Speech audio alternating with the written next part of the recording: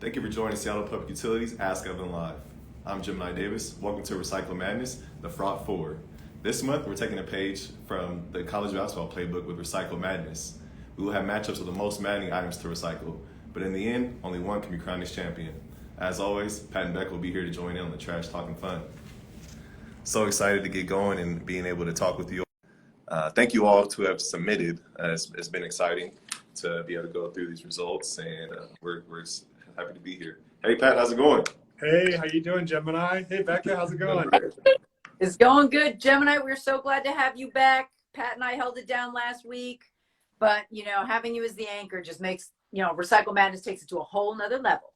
That's right. You both were amazing, and huge shout out to our social media division for being able to get the episode posted just after I was able to watch, and I really excited to watch it and enjoy it. The madness continues. For sure. Absolutely. So here we are on the Fraught 4, right? The Fraught 4. So I wanted a quick reminder to everybody who may be just tuning in, but also a good reminder for those of you who've been with us through this whole maddening journey, is that all of these matchups are chosen by the number of times that items are looked up either on the Where Does It Go tool, sent to the Ask Evelyn email inbox, or asked to us the old-fashioned way when we were out and about. So keep those questions coming, people, because those are helping to drive the analytics that will help choose our champion. That's All right, Jeff, let's start out with our first region. Perfect. Thank you, Becca. Let's start off with the plastics region. Now, to start off here in the plastics region, we had the number 6 plastic envelope versus the number 1 clamshell. Now, the plastic envelopes, they've been giving everyone a surprise as they won their first round as a 6 seed. This week, they continue to move on to the Fraught 4 as they upset the clamshell, making the clamshell the first number 1 seed to fall. That is crazy. I mean, I can't believe it. Right, Pat? I mean, I don't know. With all the e-commerce that goes on, there's a lot of plastic envelopes out there. That's obviously competing with the ubiquitous plastic clamshell. So this was a tight race. This is a super tight race. I mean, these clamshells, people are I always like that it's a clamshell because it looks like one. Everyone's like, what are you talking about? But it's to-go plastic food packaging. And so, Pat, these came on the scene really hot and heavy in 2008, right, with the food packaging ordinance. Yeah, good point. Ordinance passed in 2008, went into effect in 2010. The phone ban was 2009. It's really, for over 10 years, Seattle restaurants have been using, oftentimes, this very useful and durable plastic clamshell. This happens to be a polypropylene number 5, snap close lid. It's a nice unit. One downside to this unit, though, I will say, and many customers ask us about this, the brand name for a lot of these is called Earth Choice. Yes. And that is so confusing for folks.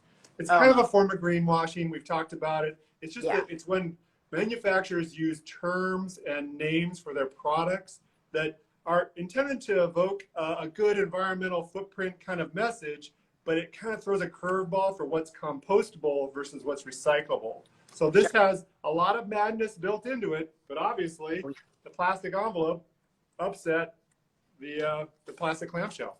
Absolutely. And one more key about this being fully recyclable in your curbside cart, you need to hit 3 things. It needs to be empty, clean, and dry. So if you brought some leftovers home, there's a little bit of food left in it, give it a quick rinse, then, shake it out, put it in your recycle bin. If you're out and about, Pat, I love your term of napkin clean. Give that baby a little wipe out, put your napkin in the compost, and then this is good to go in your recycle bin that's, actually in the food service restaurant. So it's a little bit of processing, but yeah. A little residue is okay. A little bit of like film or haze, left over from the sauce or oils from your meal. A little bit is okay. Obviously, clean is great. If you already have a basin of sudsy water in the sink at home, then just absolutely give it a good wash out. But when you're on the go, like you said, wiping the napkin through there to try and get all the food residue out is the way to go. For sure. All right. Well, that'll be interesting. Bye-bye, clamshell. Bye-bye, clamshells. Plastic envelope. See you next week. All right. What's our next region, Gemini? Okay, for our next region, we're going to move on to the textiles and housewares. Now, a lot of cloth items didn't make it past the sweetest round of 16. So we had the number 1 seeded shoes take on number 2 seeded light bulbs. Well, the Fraught 4 just got a little brighter as the light bulbs moved forward. Ooh, yeah. Okay, brightening up. Here we go. So the shoes, it's interesting with households and textiles, right? Is that we had a lot of items that kind of made sense. We understood why you all have been confused and asked lots of questions, because you guys are diligent recyclers, which we totally appreciate and we love you for. Shoes are a little bit different, right, Pat? We got a lot of different stuff going on in shoes. Absolutely. I mean, it makes sense. Clothing, whether it's a textile, a drapery, a bedspread, or a jacket, kind of makes sense to folks. It's all fabric. Yeah. Shoes, you get into a whole bunch of different things, from leather and plastic and rubber and canvas and materials, nylons. It's crazy. But the recycling of that material happens at different levels by different mills and different marketplaces. It depends on what it is. So like Nike has that regrind. It's like a padding they put into some of their like athletic surfaces. Yep. And it's actually from some of their shoes that are recycled. So there's different like categories of recycling. Obviously, a shoe like this, it's going to have the fabric on top and then some rubber product on the bottom. If you're going to turn these into thrift, into one of our thrift partners for reuse, tie those shoelaces together so they stay together as one pair, so that those who are processing the shoes coming in the warehouse, they can kind of keep them together and offer them up for resale first if they're of a nice enough condition. Yep, highest and best use, folks. That's right. If there's still some mileage in these kicks, like you want to make sure they stay together. If they're not laceable shoes, you want to rubber band them together. I always think about, Pat and I went and toured one of our thrift partners a number of years ago, and I was amazed to see in one area of their sorting, they had just hundreds of shoes that they had lined up that they were trying to mate together. Right. And then they would figure out like, hey, how many of those that we can find a pair for are good for resale here locally, or selling them into another market for resale. Yeah. And if you can find both of them, thumbs up and bonus. Yeah, bundling them together with the strings or other shoe strings or otherwise is great, because they get jumbled around in their donation bins and into the truck and out of the truck. So by the time it gets to the processor, the person who's like grading the shoes at the warehouse, it's nice to have them all ready together. I know. I mean, I don't know at my house. I got 2 kids, like they can barely keep their own shoes next to each other. So they're going into a bag to a thrift store. There's no hope. All right. Bye-bye shoes. Keep on walking. All right. Gemini, what's our next region? Okay, we're going to move on to our paper region. And this was a very interesting region as well. We had a lot of various coatings and bits of other types of materials mixed in. You got a plastic window here, or you had a glossy cover there. And so we had another number 1 versus 2 matchup as the Tetra Pak went up against the carryout box. And again, the number 2 seed advances as the carryout box is moving forward. That's right. I have to say, this is a surprising upset to me. The fact that like Tetra Pak lost out to carryout. I mean, maybe not, but Tetra Pak's got a lot going on. I mean, this is a super maddening item, right, Pat? Like it is. Okay. Well, I think the thing about Tetra Pak, it's an industry term. It's a kind of a brand name for this type of container. But milk cartons, juice boxes, this is, the soup box. There's broth, and there's other products now coming. There's shelf stable product like the picture that we see on this card. And then there's milk, which of course is refrigerated. There's the different like oat milks and rice milks, and some are on the shelf in the aisle and some are in the cooler. It's like, what's going on?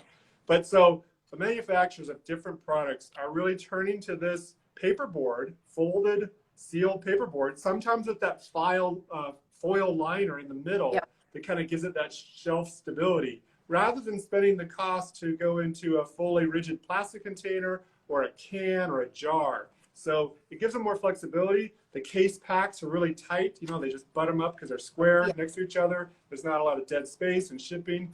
A lot of positives to these things being part of our grocery packaging world. And for us in Seattle, unlike a lot of jurisdictions around our area, we do accept all forms of Tetra Pak, milk cartons, juice boxes. But Becca, what are the 3 things they need to be? They need to be empty, they need to be clean, and they need to be dry. That's right. And one of the little curveball is that spout. You want to talk about the spout? Totally. So, I mean, like Gemini was saying at the top, like this region, it's not just paper, right? It's called the paper region. But there's a lot of stuff here. We got coatings, we got plastic windows, we got the ubiquitous plastic spout here. And this is an exception to the rule. Generally, we say mixed materials are not accepted in your carts, right? Because they're hard to sort. What's different about the Tetra Pak, the fiber in the paperboard is just like So perfect, big, thick. So it's really valuable. So the commodity brokers sell these into markets that are like, all right, we will deal with all of this other stuff, the plastic coating, the foil liner, the plastic spout, to get to that really luscious, thick paper fiber. And that is why, that's why this is fully recyclable in your curbside cart if it's empty, clean, and dry. So. But the carryout box moves forward. Yep, it does. We got a quick comment here. Someone was asking about just one shoe. So it said, I once got donated a bag of one no match Crocs, but it worked out because, let's see. Yeah, well, that's fine. Single shoes are great. You can donate those at thrift stores. Yeah, they will take them. They of course would love to get them in pairs. Please provide them in pairs if you can. But if you just have a solo shoe, can't find the mate, then just donate it. Yeah. Totally. And one more question about the plastic cap. Yeah.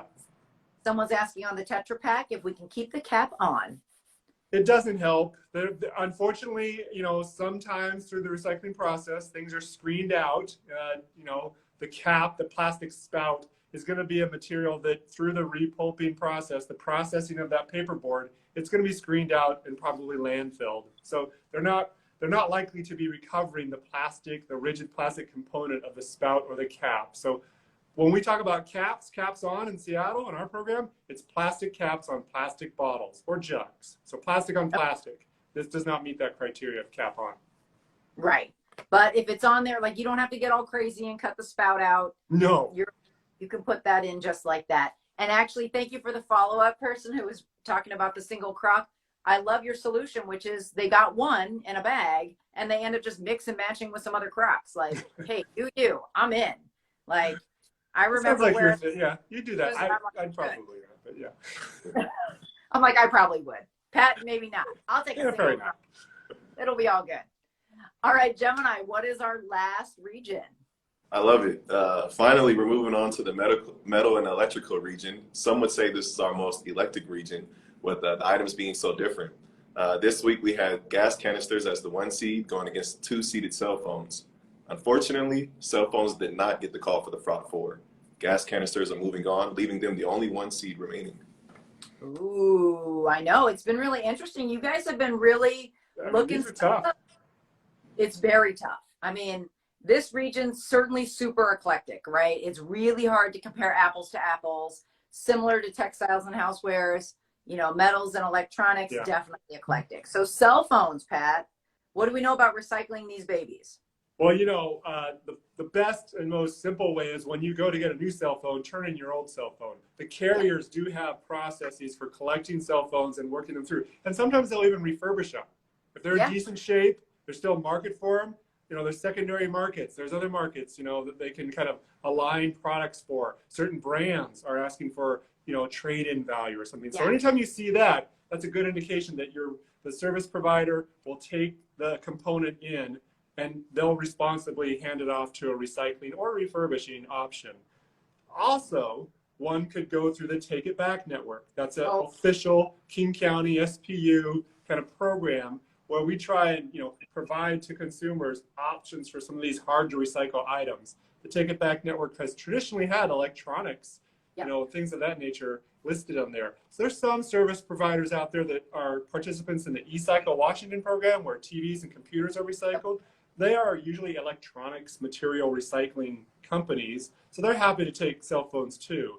Sometimes there might be a fee though, like they might charge you $1 or a couple bucks to recycle your cell phone. But what's cool is those types of places are they're gonna break down the phone, like recycle the components, all those special elements inside, the different metals and the different plastics and little circuits and things. So they really do a good job of like sorting it out. Other processors are really after the good stuff inside, and they might not, pursue the recycling of the plastic housing or something like that. So you're really going after one of the eCycle Washington service providers is the highest and best recycle option. For sure. And thank you for the comment there about the zoo takes back cell phones as a fundraiser as well. There are definitely a lot of organizations who will collect these because there is a lot of valuable material in them. I mean, they cost hundreds and hundreds of dollars. Yeah. All those components are super valuable even if your phone is broken. We will also take them exactly. There's literally gold in those things. So Rare earth elements. you want to make sure that those are recovered. So another option too is if you happen to be ordering a special item pickup box, the 2x2x2 That's for right. 20, you can certainly pop this baby in there. Interconnection, absolutely a really good resource. Friendly Earth will take them as well.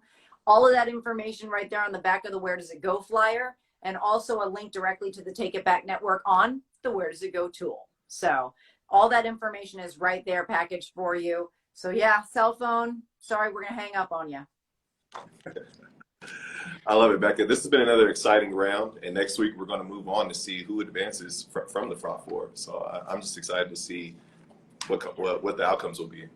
Yeah. I know, I'm super excited. You know, like I said, like all things in Ask Evelyn, we are going to be looking at the analytics. So those of you who have been playing along and looking things up through the last several months, we're going to compile all the stuff for all of our items that advanced in the Fraught 4 for next week's championship matchup, and we will find out who will be crowned the most maddening item to recycle. So make sure that you guys tune in next week, Wednesday, 1:30. We love hearing from you guys.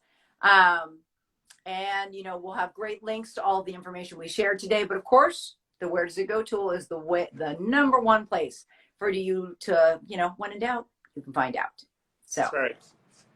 And with that, I'm Becca Fong, and life's simpler with less stuff. And I'm Pat Kaufman. Remember to recycle right. We'll see you next time. Gemini? I'm Gemini Davis, and ensure your waste goes to the right place. Thank you for joining us, and we'll see you next week for more Recycle Madness. All right. See ya. All right. See ya. See you guys.